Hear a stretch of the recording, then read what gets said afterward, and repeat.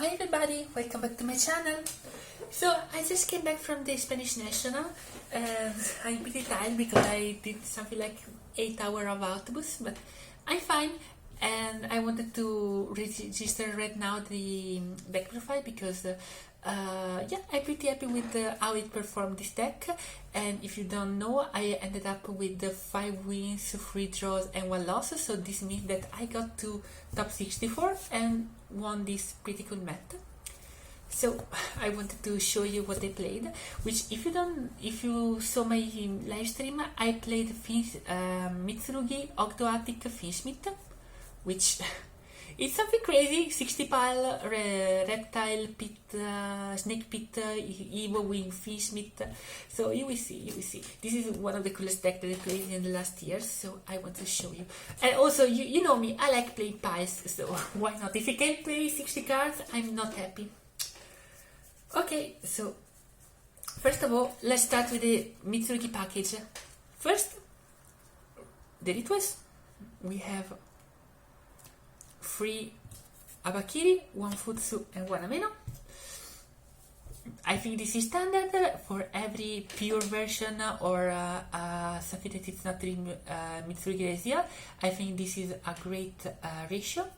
Never felt that I needed the second Ameno, and probably with a second Ameno I would have some consistency issues, so I think this is great. Also, this card is one of the most broken cards ever printed.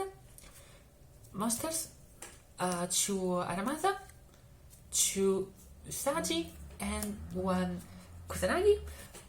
This is 1 card combo, but I decided to play only 2 because I wanted the second Saji.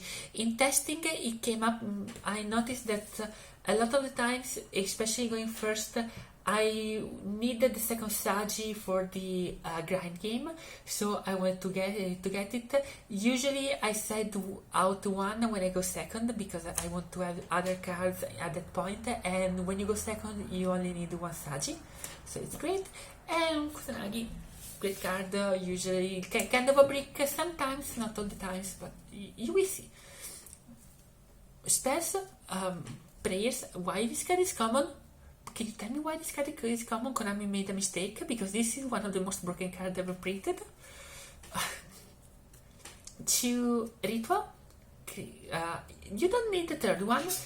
Even if we are playing 60 cards, I noticed that you don't need the third one because we are playing 1 mirror, so you don't want to have too many ritual spell in your hand and clog a little bit your hand, so I think this is a correct ratio.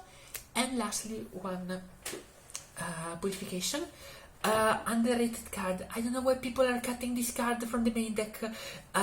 This card is amazing. Every time I am able to end with this card and Foots on the field, I know my opponent is not able to break my board. And even if they break the board somehow, and I go to they're not able to kill me that much because this is just an Omni negate. This can bring stuff on, it can protect, it can do a lot of things, so this is great. And on the follow-up, you can just banish this card to revive something, attribute, activate some effect, and keep going. I think I won at least 2 games only for the graveyard effect of purification. So play this card, come on! This is one of the greatest interaction that we have. In my opinion, if you're comboing off and you need to decide between purification and prayers, you always have to search purification if you need to have something in the end as the end board, because if you have Foots on the field, you already have a lot of grind game, so you don't want to have another card that gives you a recursion. You want to have an Omni negate at that point. So play that card, it's great. Play it. Ogdoadic package, so we are playing 3 Naoya, 1 Nono, 1 Curse, 1 Nephilibis, and the 2 spells. This is this is now one card combo because you can normal summon Naoya, add the Water Lily dump Nunu revive, make it King of the Fairy Limp, and you can search for a Bakiri. So this is now Naoya now is functionally another one card combo, and it works as a one card combo and as an extender. So it's a great card right now to have it. Nunu, it's not a one card combo, but I've noticed that sometimes you just want a free body, and especially if you're able to get to Lacrima or something, so maybe you start with or Lacrima or any other level 4, you can just dump Nunu, revive it, and making of the Fairy Limbs. Also, if you have Kusanagi and Nunu on your hand, you can dump Nunu to dump discard Nunu to dump a Bakiri, normal summon Kusanagi, add back a Bakiri, and you can start coming off. Brick, but great card, still a great card, even if it's a fair card, but it's still a great card in my opinion, and you wanna run it because it can give you 4 tokens, so you want it. And another pseudo brick.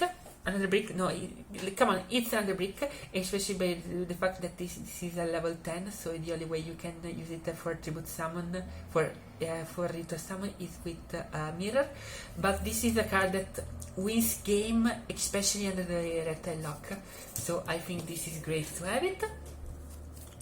Summon 4 token, yes please. Banish to cycle a reptile and send something, yes please. Great card, it's one card combo with Naoya, and if you already have Daybreak, you can add this card, and this card ensure that you can play through your opponent board and play through your opponent entrap. A lot of times you have 4 or 5 reptile with different name on in the graveyard, so you are able to use even the second hidden effect of the Water Lily. Now the Fiendsmith light. 2 engraver, 1 lacrima, 1 lure, 1 sanct, 1 tract, and 1 paradise. This is, I think this is the correct ratio. I never felt the need for a 2 engraver, so 2 has worked pretty well for me. Lacrima, obviously. Sanct is one of the best cards going first, especially because it allows you to play under draw. So if you're forced to start with engraver, you can just activate engraver, get tracked, sanct, and if they decide to draw you at this point, you can at least end up with DDD, I Wave King Caesar, and Lacrima plus Requiem in the graveyard, which in my book is good. It's a good thing. Tract, you still wanna run it because we are running Lure, and Lure is a great discard as long as discard. I like having, if you obviously don't wanna open this card, but if you have this card and Snake Rain, dumping this card in graveyard soon is kinda good because you can get a lot of interruption even going for moving forward during the opponent turn. So I think it's good. I think it's really good.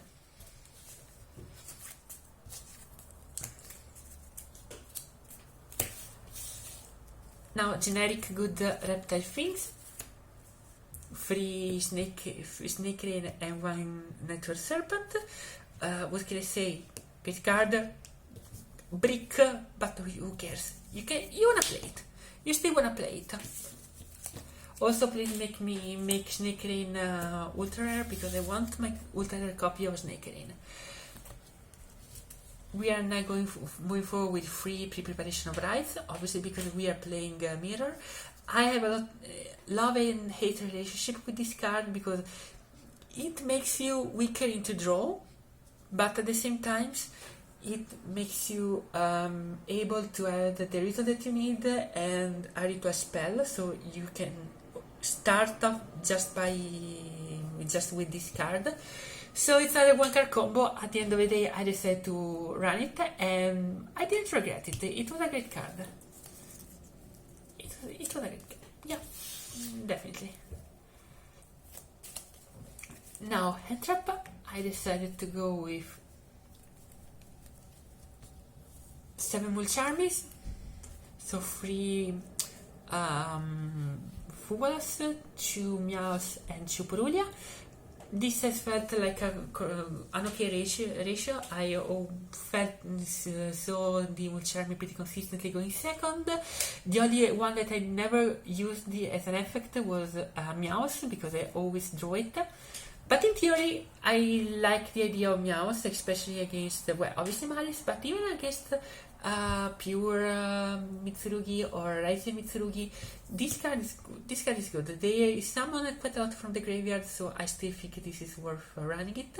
And I decided to go with Choo because I wanted to have some different options. Not just this card, but having different options. And obviously Fuwalas, because it's Fuwalas. Broken card. Fuwalas is a broken card. Other hand trap, we have free Ash, because we need to stop Mulcharmies, and obviously Ash is always good, so I think it's still worth running it. Free Troll. It's getting less and less good, but as players start understanding how to play around it, but for now in a 60 card pile, I think it's still worth running it. Even if with 7 hand trap, maybe someone can argue that it's a little bit too much, but we'll see. This card is still something that I want to see. Card that I think overperformed have been Nibiru. It doesn't seem that good in this format, but when you pair Nibiru with another Mulcharmy, for example, the opponent is already starting to play some weird line to not make you draw a lot of cards, and that means that the end board they can make is already less good than what they could have already made.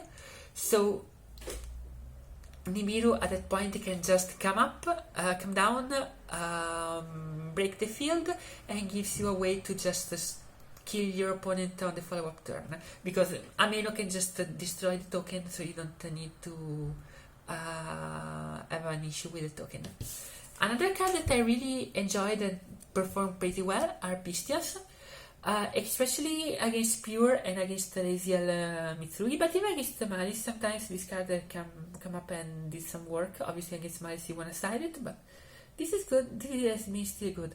Also by the fact that these cards are level 6, you can make a Chaos Angel pretty consistently. So I think it's still worth running Pistias right now to banish Ameno and Murakumo, and Murakumo can just will not be able to be back in the game because they don't have a lot of ways to recycle from the bench. Lastly, we hate hand trap. We really hate hand trap. I don't have to explain. Also, since we are playing Mitsurugi, this card in the mirror match or in any Mitsurugi matchup is extremely important when you set it, because you can just banish Ritual and you cut them off from Ritual Summoning. They are not playing any other Ritual spell, so they are not able to do their Mitsurugi line.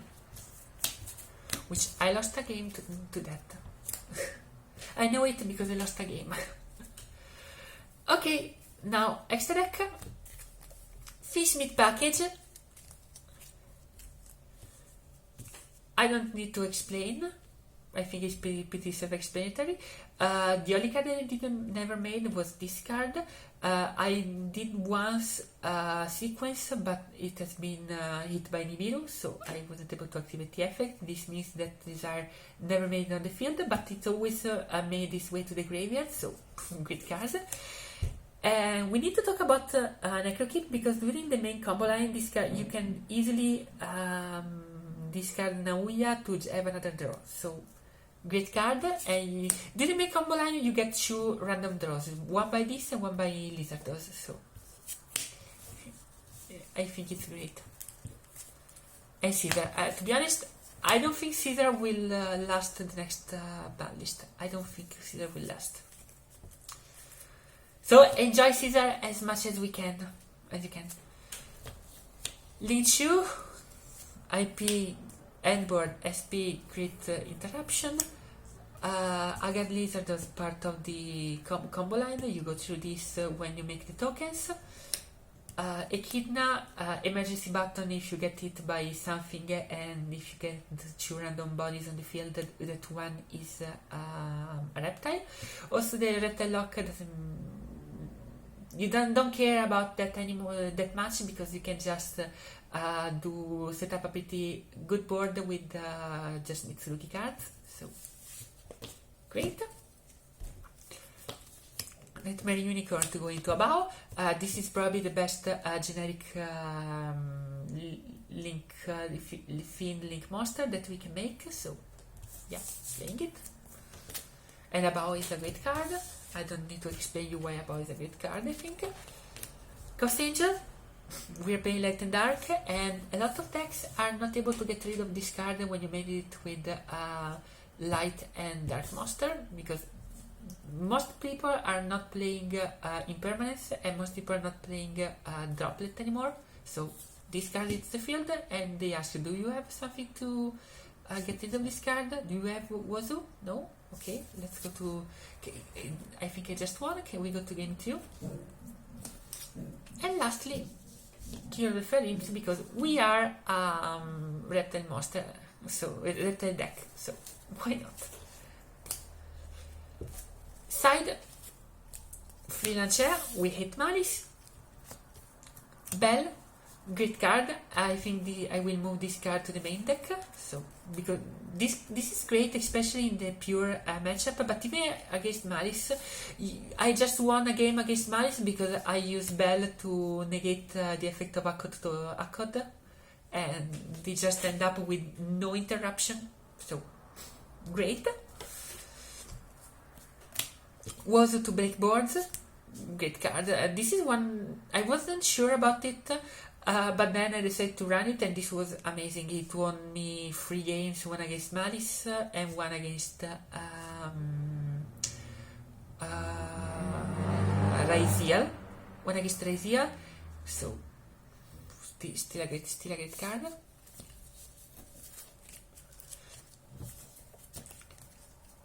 We are playing Board Breakers, so Backrow Hate, good card. Good against Raziel to just stop Detonator and stop some other thing that they can have on the field. Good against Blue Eyes to just blank out their board, good card. And Salesman, I never draw into this card, but it's normal on 60 card the deck. But in theory this is my main out Detonator, because you can activate Salesman, call Detonator, and your opponent cannot chain anything, cannot do anything, and they lose something like 4 interruption just by that. So I still think it's worth running it. And since we are playing 1/1/1, we are playing obviously free triple tactic trust. What can I say? Great card. We need to punish Entrap, we need to punish going second monster effect, which, speaking about punishing Entrap, touch target, DD ground, against Fiendsmith variants, and against Blue Eyes, and against other decks. Sanct against Malice and against Crystallan, and Barrier against Pure, mostly Pure, against Raziel Mitsurugi, and some other random deck that you might find. There's a reason to play Mischief of the Gnome over this card. I decided to go with this card, but I want to test Mischief of the Gnomes because I think it's an interesting tech choice, especially against Pure and against Raziel Fiendsmith. So yeah, if they call, because the point is this: if they decided to special summon from the deck with the with Ritual, they are not able to do it because the monster in their hand will be dropped by 1 level each, and that means that they are not able to tribute anything. So I think it's pretty good. Okay, this is the deck profile. I really enjoyed this tournament. I ended up the day 1 with 5 wins, 1 draw and 1 loss, which was a really great score for me. Unfortunately, in day 2 I tied 2 games, so I ended up 59th place, but that was enough to get me this cool mat, which I think I wanted to sell it, but I think I will keep it because this is a great, really good mat, and I like the color palette on this, so I think I will keep it. And the tournament went fine, went smooth. We finished day 1 at 6 p.m. That means that I was able to do a lot of other things, to relax, to have some nice dinner. I enjoyed it. I enjoyed the Spanish National. It's a tournament that I really enjoy, so even if I'm going to drop competitive Yu-Gi-Oh! Due to other issues in my life, I think I will still want to go to the Spanish National because I really enjoy the tournament and I enjoy the Spanish community, so I will for sure be there next year. Okay, so I hope you enjoyed this deck profile. If you enjoyed, please tell me in the comment, like and subscribe, and until next time, see you!